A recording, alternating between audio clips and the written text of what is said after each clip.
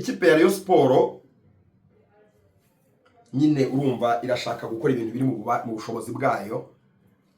Robertinho ariko akomeza kubwira abanyamakuru mu Rwanda ko yifuza kugaruka mu Rwanda. Nanjye twaravuganye twarandikiranye namubwira ati rwose ndabyifuza ko nta kazi afite. So nawe rashobora kwisanga nta yandi mahitamo afite uretse kuza mu Rwanda, akaba ari gutoza Rayon Sport ari gukorera amafaranga abonetse, wenda yazabona ikipe imuha menshi kurusha akagenda. Rayon Sport ntacyo bitwaye. So uyu munsi bambwiraga ko ibiganiro byagenze neza, Robertinho ari flexible, ashobora kwemerera amafaranga miliyoni 4 n'ibihumbi 600 akaza gutoza ikipe ya Rayon Sport. Naramuka rero bikunze bigenze neza, barabara ko Robertinho agomba kugera mu Rwanda ku munsi wo kwa kane. Kwa kane agakoresha umwitozo umwe wo kwa kane no kwa gatanu. Rayon Sport kwa gatandatu igakina na Gorilla, agahita ajya kuri bande touche agatoza. Amenyereye mu Rwanda, aza abakinnyi iki gihugu arakizi. Robert avuye muri ekipe ya Enugu Rangers, mu makipe akomeye mu gihugu cya Nigeria, Chidebere Nwoboda. Uyu ni umukinnyi w'ikipe y'igihugu nubwo ari muto, n'umukinnyi w'ikipe y'igihugu nubwo ari muto, kuko ku myaka ye 20 mwumva burya ari tala ihambaye cyane. Ku myaka 20 yonyine amaze kugera collapse eshatu, amaze guhamagarwa inshuro eshatu muri ekipe ya Nigeria ya mbere, ya kipe ikina CAN, AFCON, ikina qualification za mondiali, ekipe y'abakuru A, ekipe A, donc irimo aba pro, irimo ba Victor Osimhen. So ku myaka ye 20 yamaze guhamagarwa inshuro eshatu kuva muri 2022. Bivuze ko yamagawe ataruza n'imyaka 20, ataruza n'imyaka 19. Yamagawe akiri muto cyane. Collapse eshatu muri ekipe A. Amaze guhamagarwa inshuro 2 muri ekipe B, ekipe ya Shan, niyo bita ekipe nationale B. Amaze guhamagarwamo inshuro 2. So n'umukinnyi mwiza cyane, ufite tala iri exceptionnel, umukinnyi uhenze mu by'ukuri. Bamwita Chidebere Nwoboda. Inshuti za Lorenzo Info, ndabaha ikaze kuri Lorenzo Info kwindi nshuro nanone. Ndizera ko meze neza cyane muri munsinzi. Inshuti za Lorenzo Info, muri hehe, turi hano, turishimye, muri ese mwamfura mwe. Muze ba makuru ya Rayon Sport n'ikipe ya APR FC, na makuru yitirwa cyane. Ndabwira ekipe ya Rayon Sport dossier Haruna Niyonzima igezehe. Haruna mzee wa kazi, fundi wa soka, araza gusinyira ekipe ya Rayon Sport. Ni ikibazo cy'igihe, ushobora no kubona iyi video yamaze gusinya. Ayo na makuru ari exclusive ava mu Nzove. Bamaze kumvikana icyazahembwa mu gihe kingana n'umwaka.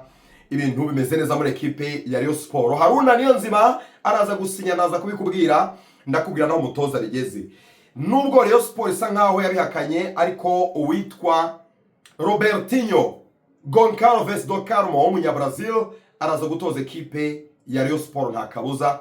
Ibiganiro bimeze neza cyane, ndaza kubikubwira.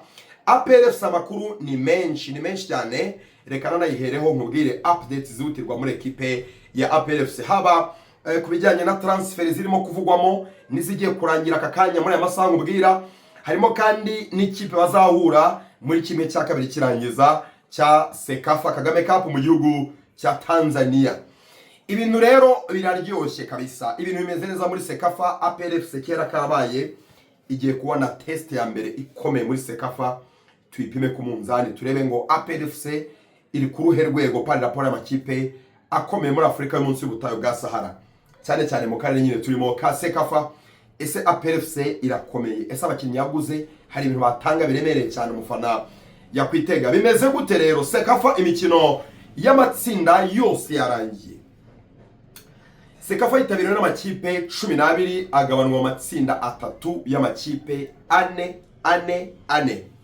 Itsinda A, B na C. Itsinda A ryayobowe n'ikipe yo mu gihugu cya Sudan yitwa Hai Al Wadi. Hai Al Wadi mu gihugu cya Sudan. Iyo urebye amakipe akomeye ni ikipe ya Al Hilal, ikipe ya Al Merrek, ni ikipe ya Hai Al Wadi. ariko ekipe ya Al-Merrikh Sani yasubiye inyuma, ubu ikipe iryoshye ni ikipe yitwa Al-Wadi, ifite n'amafaranga menshi, imeze neza cyane. Yayoboye itsinda A. Itsinda B ryayobowe n'ikipe yitwa Al-Hilal yo mu gihugu cya Sudani. Nanone amakipe yo muri Sudani ameze neza, ayoboye Sekafa. Nubwo ari igihugu kirimo intambara, kitarimo umutekano, ibintu bitameze neza, ariko amakipe yabo ameze neza cyane mu karere. Itsinda rya C ryayobowe n'ikipe ya APRFC. Twagombaga kumenya ikipe ya kane igomba nyine kuva amakipe atatu yabaye ya kabiri yitwaye neza. Hari hahanganye ikipe yitwa Sports Club Village Ogo yagize amanota 5, n'ikipe yitwa Red Arrows yo mu gihugu cya Zambia nayo yagize amanota 6. Byaruca abana rero ekipe ya Red Arrows yo mu gihugu cya Zambia byarangiye amanota 6, ihita yegukana umwanya wa kabiri. Nyine birumvikana, ariko ikaba igomba kuzamuka muri kimwe cya kabiri kirangiza. Muri amatsinda ekipe yagaragaje imbaraga zikabije ni ikipe yitwa Al-Hilal. Al-Hilal itsinze imikino 3 yose yo mu matsinda. Ni ikipe iteye ubwoba pe, meze neza, itsinze imikino 3 yose yo mu itsinda ryayo, itsinda rya kabiri. So ni ikipe nyine yagaragaje imbaraga zidasanzwe. Noze nganira n'abanyamakuru bariyo hariya mu gihugu cya Tanzania, bajado dukuzeho ku gihe, Ruvuyanga wacu muri RBA dukuzeho ngiye ko yabonye match ya Al-Hilal imwe, ngo ni ikipe y'agatangaza ikomeye, ariko bazayimenya neza uko imeze kuri match ya APR nyine yo kwa gatanu. So tombora uko imeze na tombora yabaye, twari tubizi kuva matsinda nyine, twari tuzi ko ekipe ya mbere mu itsinda B igomba guhura n'ikipe ya mbere mu itsinda A. Ni nako bigomba kugenda nyine. Ekipe yabaye ya mbere mu itsinda A, no, iya mbere mu itsinda B igomba guhura n'ikipe ya mbere mu itsinda C. Niyo APR yo muri C na Al-Hilal yo muri B abagomba guhura. Hanyuma ekipe ya mbere mu itsinda A igahura na Best Loser. Niyo mpamvu nyine ikipe yitwa Al-Wadi igomba guhura n'ikipe yitwa Red Arrows yo mu gihugu cya Zambia. Nguko bihagaze rero ku munsi wo kwa gatanu ku isaha y'isa 9 zo mu Rwanda. Isa 9 zo mu Rwanda ni ku isaha y'isa 10 zo mu gihugu cya Tanzania. Ekipe ya APRFC nibwo izakina umukino wa kimwe cya kabiri kirangiza, ikine n'ikipe ya Al-Hilal yo mu gihugu cya Sudani. Kera twayitaga ngo ni Al-Hilal Omdurman, ariko yahinduye sponsorship, ubu yitwa Al-Hilal gusa, ntabwo yitwa Al-Hilal Omdurman. So iyo ni match ikomeye y'akasamutwe, ni match ikomeye y'akasamutwe izashepinga neza APRFC, izatwereka niba APRFC mu by'ukuri iri ku rwego rwiza ku buryo yajya gukina n'ikipe ya Zamu yo muri Tanzania muri Champions League ifite confidence, imeze neza, ifite icyizere. So ni match nziza mu by'ukuri, exposition yo kwigaragaza, gukora statement, ukagaragaza urwego uriho. Naho ni match yakiniye mu matsinda, ntabwo ibintu byari serious cyane. Urebye match ya Sports Club Villa banganyije, ukara match batsinzemo Singida Black Stars, niyo batsinzemo ekipe ya Al-Merrikh Bantiu yo muri Sudani y'Epfo, ntabwo zari test ziremereye cyane. Nibyo zarayigoye kuko izo match zose APR yagiye itsinda igitego kimwe. APR yatsinze ibitego 3 mu mikino 3. Ntabwo byari umusaruro mwiza mu bitego, bijyanye n'ibitego, ntabwo yabonye ibitego byinshi, ariko nibura yabashe gukarifiya kugera muri demi finale, bivuze ko makipe 12 yitabiriye. APR makipe ane meza, which is good, bravo. Irimo kubikora, chairman wayo adahari, ntabwo ari mu gihugu cya Tanzania kuva ikipe yagenda, arimo arashaka clearance, uburenganzira bwo kwambuka akajya mu gihugu cya Tanzania nk'umusirikare ukomeye, akajya kureba ikipe abereye umuyobozi, abereye chairman, ntarabona uruhushya rwo gusohoka ngo ajye mu gihugu cya Tanzania. So anytime araza kujyayo kubera ko afite business zo gukora ziremereye cyane, nko gusinyisha abakinnyi bashya ba APRFC barimo kwisanga muri camp mu gihugu cya Tanzania. Ariko binateganyijwe ko kwa gatanu chairman Colonel Richard Karasira azabageze mu gihugu cya Tanzania ku munsi wo kuwa gatanu. Ikinoro kitanyoheye kitameze neza muri imikino, organisation ya Sekafa, it's a disgrace, it's a total disgrace. Ni kinegu ni gisebo mu by'ukuri, imikino organize nabi pe. Ni mumbwira namwe icyo mubitekerezaho. Imikino y'amatsinda irangiye umunsi, uyu munsi kuwa kabiri APR yakinnye ejo kuwa mbere, hari andi makipe yakinnye ejo kuwa mbere. Ejo kuwa mbere hakinnye amakipe yo mu itsinda A n'itsinda C basozaga imikino yo mu itsinda B ryakinnye uyu munsi. Imikino ya kimwe cya kabiri iri ku munsi wo kwa gatanu, bivuze ko ari iminsi ihagije kuko nk'ikipe ya APR ifite ikiruhuko ku munsi wo kwa kane, ikagira ikiruhuko cyo kwa gatatu, ikagira ikiruhuko cyo kwa kabiri, harimo iminsi 3 myiza yo kuruhuka. Ekipe ya Al Hilal yakinnye uyu munsi ifite kuruhuka kwa gatatu no kwa kane, nabyo ni byiza rwose ntacyo bitwaye. Ariko imikino ya kimwe cya kabiri iri kwa gatanu, finale ikaba kwa gatandatu. What is that? Like finale ikaba ku cyumweru. So ni gute hagati ya demi finale na finale habamo umunsi umwe? Ntabwo byumvikana. Afazari nk'ikipe ya APR, ubwo APR na niyi Al Weda bo bakinnye ejo hashize. Hagomba kubamo arrangement ku buryo nibura haba iminsi 2 gusa, ntibi minsi 3, ariko nibura hagati ya demi finale na finale hakabamo iminsi 2 nanone. Sinzi na mutari kubyumva. Hagati y'umukino wa demi finale na finale harimo umunsi umwe, habago rwose bisa neza.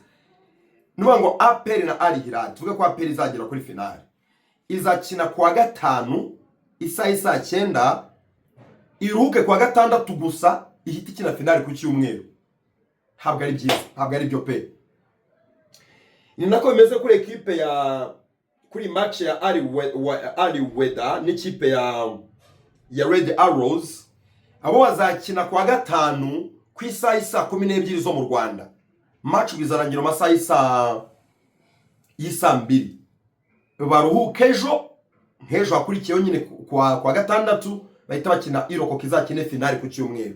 Nta logique irimo gukina demi finale harimo umunsi umwe gukine finale, ntabwo bimeze neza.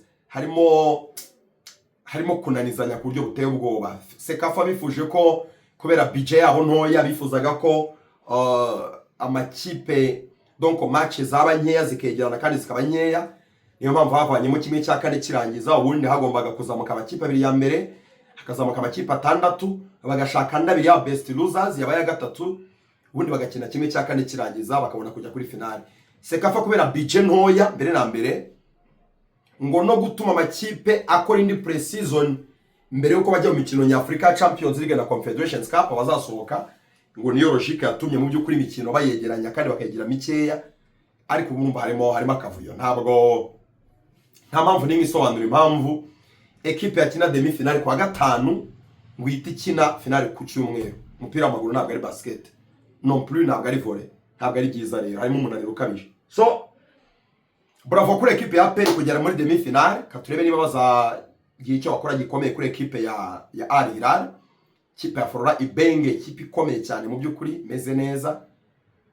Pourquoi kipe ya nani makipe arakomeye. APR iramutse isezereye Al Hilal yazahura n'izarokoka hagati ya Al Wadi nanone yo muri Sudani n'ikipe ya Red Arrows yo mu gihugu cya Zambia. So ni imikino ikomeye, n'amakipe akomeye mu by'ukuri, haba kuri finale haba kuri demi finale. Uwo bahura wese ni match zikomeye, ni test ikomeye kuri ekipe ya APR FC ikomeje kugura abakinnyi, nubwo abo yaguze itaratangira kubakoresha ku buryo bukomeye cyane. APR FC yakiriye undi mukinnyi muri vestiaire rwose, umukinnyi yagezemo mbere yuko mbere ko bakora imyitozo y'uyu munsi. Ni umukinnyi w'umuwinga kina kuri 7. Nabonye nerebye profile ye, bambwira ko akinisha ukuguru kw'iburyo. Burya ngo umukinnyi ukinisha ukuguru kw'iburyo, nubwo hano bavuga ko ari winga nimero 7, donc uca ku ruhande rw'iburyo, right winger, ariko burya umukinnyi ukinisha ukuguru kw'iburyo ashobora no gukina ibumoso, donc izo mpande zombi ashobora kuzikina.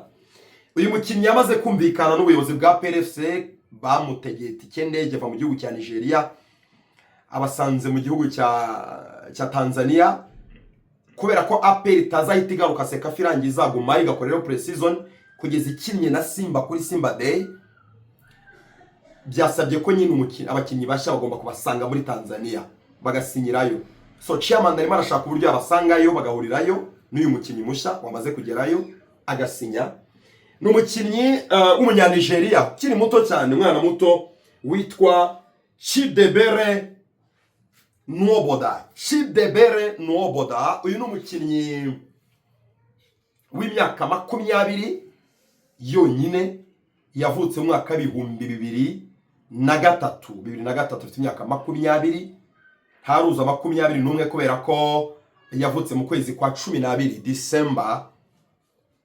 Mu cyespanyo tuvuga Diciembre cyangwa se Diciembre mu Gitaliyani. N'umukinnyi ukiri muto avuye muri ekipe ya Enugu Rangers, umwe makipe akomeye mu gihugu cya Nigeria. Chidebere Nwoboda, uyu ni umukinnyi w'ikipe y'igihugu nubwo ari muto, n'umukinnyi w'ikipe y'igihugu nubwo ari muto kuko ku myaka ya 20 mwumva burya ari tala ihambaye cyane. Ku myaka 20 yonyine amaze kugera collapse eshatu, amaze guhamagarwa inshuro eshatu muri ekipe ya Nigeria ya mbere, ya kipe ikina CAN, AFCON, ikina qualification za mondiali, ekipe y'abakuru A, ekipe A, donc irimo aba pro, irimo ba Victor Osimhen. So ku myaka ya 20 yamaze guhamagarwa inshuro eshatu kuva muri 2022. Tuze kuhamagara ataruza n'imyaka 20, ataruza n'imyaka 19, yahamagara akiri muto cyane. Collapse eshatu muri ekipe A, amaze guhamagarwa inshuro ebyiri muri ekipe B, ekipe ya Shan niyo bita ekipe nationale B, amaze guhamagarwamo inshuro ebyiri. So n'umukinnyi mwiza cyane ufite tala iri exceptionnel, umukinnyi uhenze mu by'ukuri, bamwita Chidebere Nwoboda. N'umukinnyi nabonye afite, ntabwo ari muremure cyane, afite metero imwe na santimetero 74, ntabwo ari umukinnyi muremure, buryo umukinnyi bari mugufi utageza muri 1.80, ntabwo ari muremure, abari mugufi burya tumukarasa mu bakinnyi bagufi.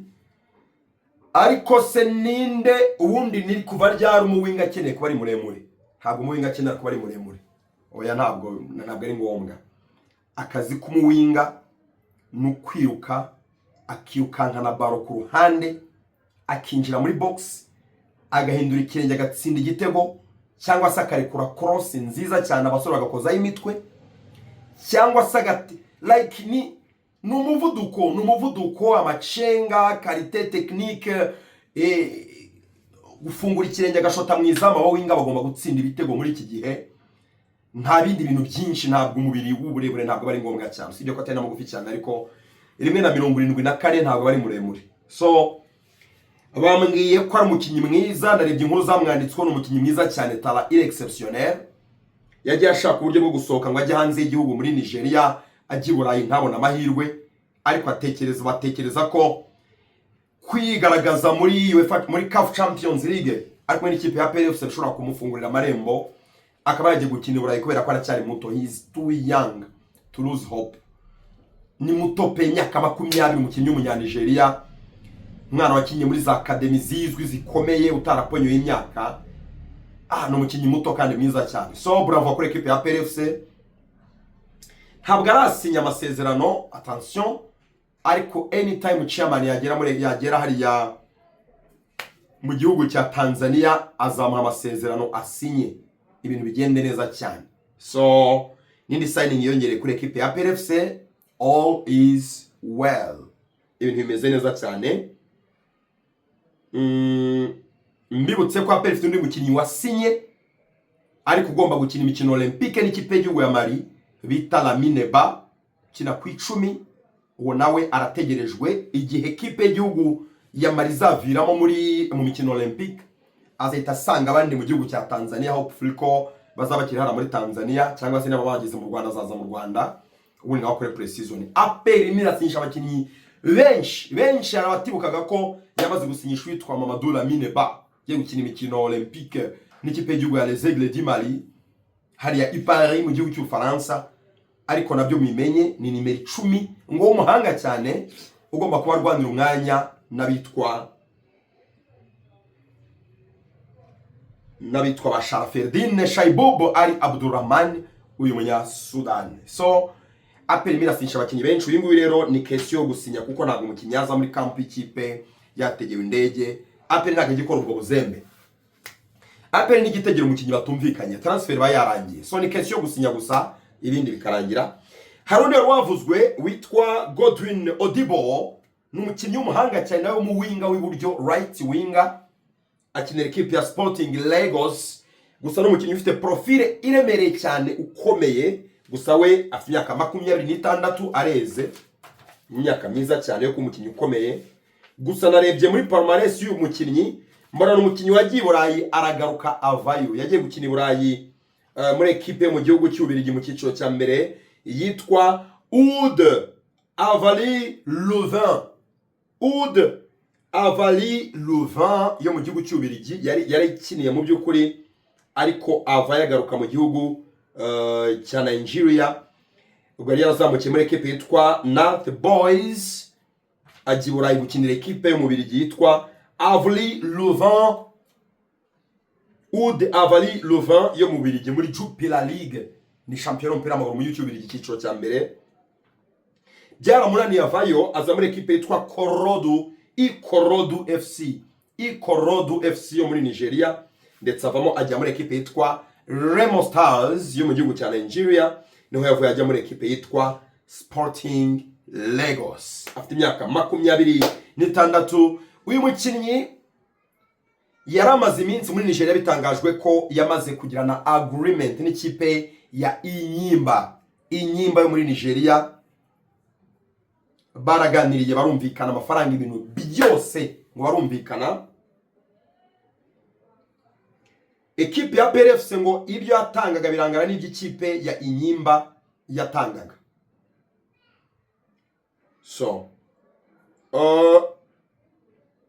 equipe ya Inyimba rero yo ntabwo izakina Champions League muri uyu mwaka. Ngo ikintu cyatumye umukinnyi yifuza kuza mu Rwanda mbere na mbere no guhembwa neza. Ntabwo Inyimba ihemba nka APR ihemba neza cyane, nta kipe muri Nigeria ihemba nka APR. Icyo ni icyambere. Ariko kubizakina Champions League, iyo football ya Champions League mu by'ukuri yaramukuriye cyane. Muri Nigeria mu gitondo ibitangazamakuru byabo bandikaga ko ngo yamaze kumvikana na PRFC, byarangiye byose ari ugutega indege akaza. Ariko mu kanya gato maze kuvuga n'umunyamakuru uri kumwe na PRFC mu gihugu cya Tanzania yitwa Jado Dukuze, ambwiye ko we amakuru afite ngo uwo mukinyi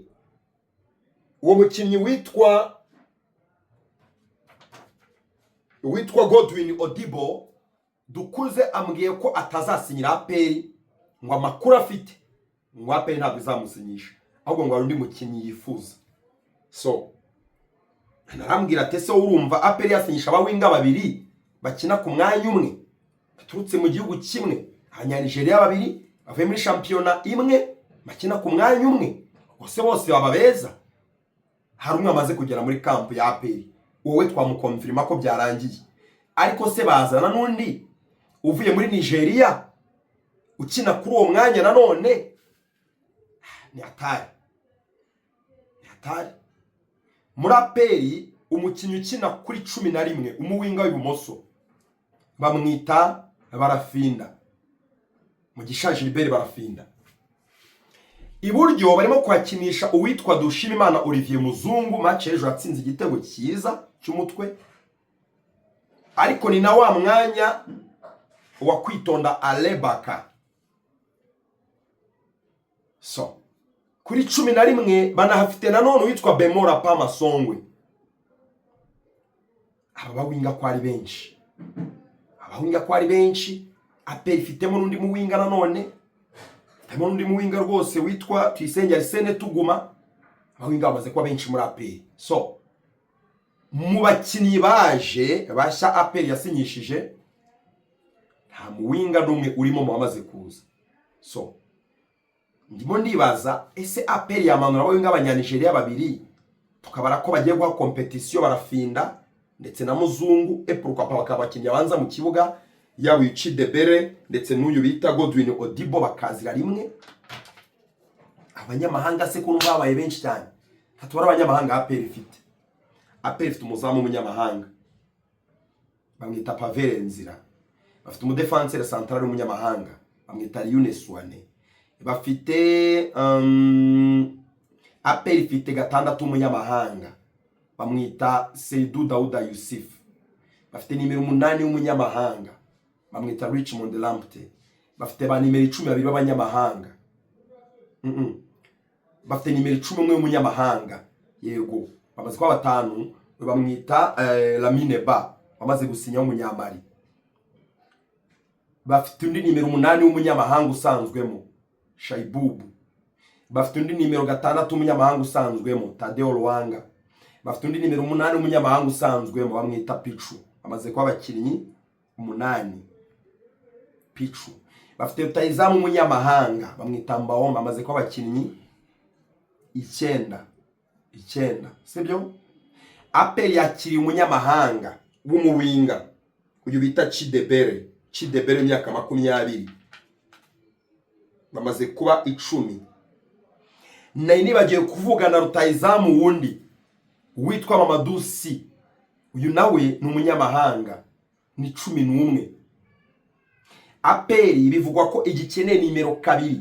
Burya APR ku munsi w'ejo umukinnyi wa mbere wakoze amakosa menshi twe twamushimye mu mikino yabanje, ariko sinzi niba barabibabwiye. Umwe umukinnyi watanze igitego n'umukinnyi bita Byiringiro Gilbert wavuye muri Marine.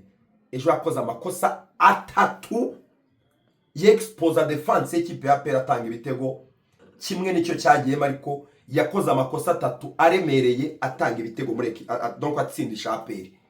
N'umukinnyi utaragira experience wamwumva azagira match nziza imwe agire match mbi, ariko ntabwo ari umukinnyi wafata umwanya wa Mborenga Fitina. APR zakenera undi munyamahanga wo gukina kuri 2 kandi ngurimo kumushaka. So aramutsaje babaye 13 n'abanyamahanga benshi, ariko I don't care. Kazungu ne wanditse kuri Twitter mu gitondo aravuga ngo ntibavuga ngo equipe ya Young Africans ngo ifite abanyamahanga 12 abanyamahanga 12 kandi bose bemerewe kubanza mu kibuga muri championnat yo muri Tanzania. Avuga ngo mu Rwanda ni ngombwa ko natwe twemerera amakipe ubwisanzure busesuye agakinisha abakinnyi b'abanyamahanga niyo wa 11, umunyarwanda uzajya muri abo 11 akaba ari umukinnyi w'imerita. Donc equipe ntitegeko gukinisha abanyarwanda, umunyarwanda uzajya muri 11 azaba w'imerita, abandi bajye bakina muri za deuxième division. Ariko n'undi habura abanyarwanda baza umupira kuko hari n'abajya hanze. Umuntu atera icyotezo wo bita Mangwende wavuye muri Farira bakajya muri AR Limassol yo mu gihugu cya Cyprus.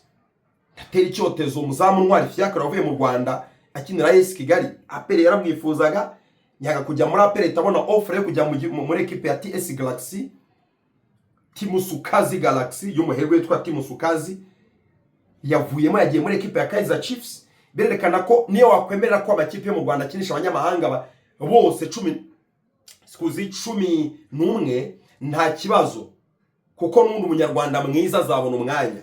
Ntusinekereza ko APR ifite umukinnyi hagati mu kibuga uzicaza ruboneka completely. Sinekereza ko bizakunda. Ruboneka n'umukinnyi ukomeye, Ruboneka aramutse agiye muri ayo makipe abakinnyi ba APR bari kuvamo yagenda akabanzamo yabona kapiteni urebye. Ruboneka aramutse agiye mu Barabu yagenda agakina akabanzamo. Ruboneka n'umukinnyi ukiri muto kandi ufite imbaraga ukomeye cyane. So ntabwo ari ikibazo cy'uko abanyamahanga ari benshi, ahubwo nuko batemerewe gukina bose. Ariko mu Rwanda nekereza ko baramutse batanze iyo flexibility, equipe ikaba yakinisha abakinnyi 11 abanyamahanga mu gihe bafite bakomeye barusha abanyarwanda, byazamura abanyarwanda bakazamuka ari bake, ariko bake bagirira akamaro equipe y'igihugu Amavubi. So it is what it is. Iyo ni APR rero. APR go rendez-vous ku munsi wo kwa gatanu muri match ya demi-finale ya Sekafa Kagame Cup mu gihugu cya Tanzania. APR FC n'ikipe ya Al Hilal ya Flora Ibenge Ikwanga itsinze imikino 3 yose mu itsinda, yerekanye ko ari ikipe ikomeye.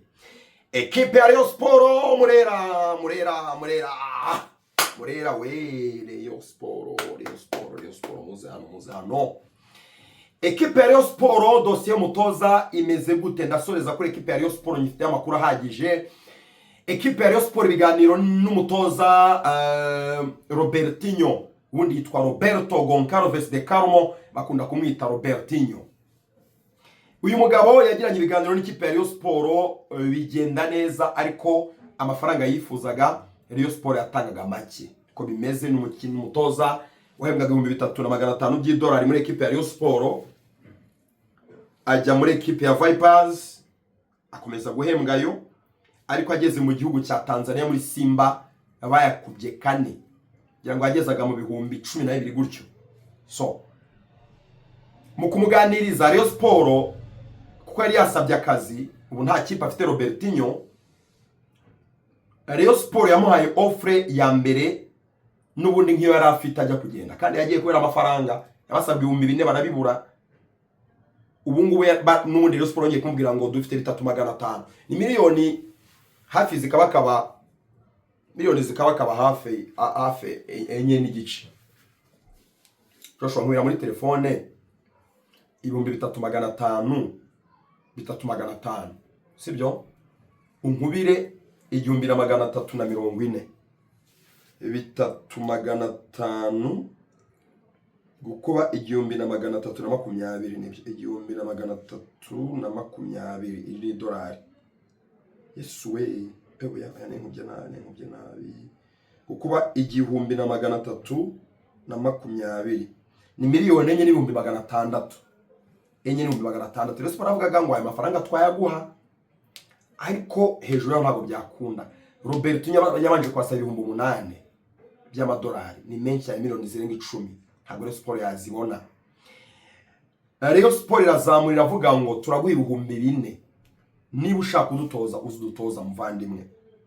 4,000 reka turebe nangahe. 4,000 by'amadolari buri kwezi gukuba 1,320 ni miliyoni 5,200. Akazana umwungiriza we, yazana umwungiriza we naye bakamuhemba nk'ibihumbi 2,000. Payroll ya Rayon Sport y'abatoza ugashyiramo n'abamazimaka n'abandi barabara kubundi kwiye kutarenga miliyoni 10 abatoza bose. So ikipe ya Rayon Sport nyine urumva irashaka gukora ibintu biri mu bushobozi bwayo. Robertinho ariko akomeza kubwira abanyamakuru mu Rwanda ko yifuza kugaruka mu Rwanda. Nanjye twaravuganye, twarandikiranye, arambwira ati rwose ndabyifuza ko nta kazi afite. So nawe rashobora kwisanga nta yandi mahitamo afite uretse kuza mu Rwanda, akaba ari gutoza Rayon Sport gukorera amafaranga abonetse, wenda yazabona ikipe imuha menshi kurusha akagenda. Rayon Sport ntacyo bitwaye. So uyu munsi bambwiraga ko ibiganiro byagenze neza, Robertinho ari flexible, ashobora kwemerera amafaranga miliyoni 4,600 akaza gutoza ekipe ya Rayon Sport. Naramuka rero bikunze bigenze neza, barabara ko Robertinho agomba kugera mu Rwanda ku munsi wo kwa kane. Kwa kane agakoresha umwitozo umwe wo kwa kane no kwa gatanu. Rayon Sport kwa gatandatu igakina na Gorilla, agahita ajya kuri bande touche agatoza. Amenyereye mu Rwanda, aza abakinnyi, iki gihugu arakizi Robertinho, ntabwo byamugora. Rayon Sport irifuza kwihutisha iyo dosiye ku buryo nibura kwa kane iba yarangiye umutoza bari i Kigali yanasinye, akabatoza kuri match ya Gorilla ya gicuti yo kwa gatandatu ku isaha 9 kuri stade Kigali Pere i Nyamirambo. Akayitoza match ya mbere, agahita atangira gutegura imukino wa Rayon Day. Rayon Sport iracyari muri negotiation, amakipe nayo yavuze ntabwo mbisubiramo. Rayon Sport ikamenya uwo bazahura kuri Rayon Day, negotiation zirakomeje. Gusa amakuru ndangira avuga ko byarangiye no kubanze kumbwira ikipe hagati ya Mamelodi Sundowns n'ikipe ya Raja Athletic de Casablanca yo mu gihugu cy'Amaroc. Ashobora kuba ari ndi bumvikanye, ariko ntayo nzi, ntabwo nakubwira ibintu ntazi, abari banze kuyimbwira. Ariko nge update mfite nizo maranye iminsi ko yari hagati ya Raja na Mamelodi, ariko ayo makipe yo hatabonetsemo imwe akaboneka indi, ubwo nyine naba makuru ntara yafatishiye neza cyane yakundi byagenda. So nuko aya makuru y'umutoza rero nabonye Sam Karenzi ayemeza kuri Twitter mu kanya gato mbere ko nkora ikiganiro namukotinga avuga ko Robertinho rwose bisa nkaho byarangiye. So Robertinho Karenzi ubwo yabivuze ntajya avuga ibihuha, muramuzi ko afite reputation nziza mu makuru y'imikino, si tu transfer zo mu Rwanda, twavuga ko ubwo asa nkaho ari almost done. Rayon Sport iraza gusinyisha Robertinho inamutangaze anytime from now. So nuko rero undi mukinnyi rero ubwo ugomba kwiyongera mu bakinnyi Rayon Sport yamaze gusinyisha mu minsi ishize yitwa Haruna Niyonzima. Twebabwiye yashize iminsi mbibabwira mbisakuza, abariyo mwiyakire, utamukunda yihangane, umukunda yishime. Haruna ni umukinnyi wa Rayon Sport, bamaze kumvikana byarangiye. Fundi wa soka araza gusinya Rayon Sport yasinye umwaka umwe. Aza ari umukinnyi w'umusimbura wo hagati mu kibuga, ariko anakina no ku mpande ari umusimbura, atanga igitsure na experience. Nibyo bintu bamukeneyeho. Ntabwo ari umukinnyi, ndabisubiramo, si umukinnyi uzaza ngo ahita abanza mu kibuga muri 11 straight, gusa aramutse agaragaje ko abimerita mu myitozo yabanzamo, ariko ntabwo ibyo bintu babimugarantisa muri contrat ye. Oya, uzahanganira umwanya n'abandi, nubarusha, nugaragaza ko ufite urwego rurenze urwabo n'imbaraga, uzakina. Nutabarusha uzaba umusimbura. Haruna ari hambo, arabiswa amaze gukura, iyo contrat arayemera rwose. Niyicara Keva akamwicaza nta kibazo, Richard namwicaza nta kibazo, Paple namwicaza nta kibazo rwose. Haruna ari hambo. Ikindi ntazaba kapiteni, Haruna agomba kuba vice kapiteni wa Muhire Kevin. Muhire Kevin ni kapiteni, umwana w'ikipe. Haruna nk'umukinnyi w'umujyanama azaba ari umujyanama wa kapiteni n'ubuyobozi bwa Rayon Sport. Donc azaba ari vice kapiteni, ni nka kapiteni mu mutima we, muri club azafite icyo cyubahiro, ariko post ye nyine, position ye iri official, azaba ari vice kapiteni wa Rayon Sport kandi nta kintu mutwaye. Mbwira muri commentaire hasi icyo utekereza kuri amakuru maze ukubwira kuri match ya APR na Al Hilal kwa gatanu. Atekereza ndi uzatsinda APR ifite amahirwe imbere ya Al Hilal yo mu gihugu cya Sudan. Umbwire ese APR yatwara Sekafa, umbwire kuri uyu mukinnyi wamaze kuza muri camp ya APR. Nababwiye mu by'ukuri uyu munya Nigeria, mu by'ukuri bakaba bamwita Chidebere Nobody. Umbwire icyo umutekerezaho, araza gusinya anytime. Umbwire no kuri uyu nababwiye wundi apesha gutera agapapa ekipe ya Inyimba bita Godwin Odibo na bawinga bombi. Hanyuma kandi umbwire kuri aya makuru ya Rayon Sport nakubwiye, haba ku mutoza Robertinho byitezwe ko araza kumvikana Rayon Sport agasinya anytime, ndetse kandi no kuri Haruna Niyonzima fundi wa soka i-transfer yo urayivugaho iki. Nakoze ikiganiro mfite intege nke mu by'ukuri, ndumva ntameze neza, nasa n'umuntu urwaye, ariko ntekereza ko ijwi mwaryumvaga kameme. Joshua urumva mfite swaga, thank you so much. Ntekereza ko mwenjoyinze cyane muri ikiganiro. Utarakora subscribe ayikore, ibintu bigende neza cyane. Hanyuma kandi ndabakunda mwese, ndabakunda uko mungana. Nuko mukomeze mwenjoye intsinzi y'umukuru w'igihugu Perezida wa Repubulika Paul Kagame watsinze ku bwiganze bw'amajwi 99.5. Ubundi u Rwanda rukomeze rweme, mugira Imana abana b'u Rwanda, ndabakunda cyane. Nitwa Lorenzo Christian Musangamfura.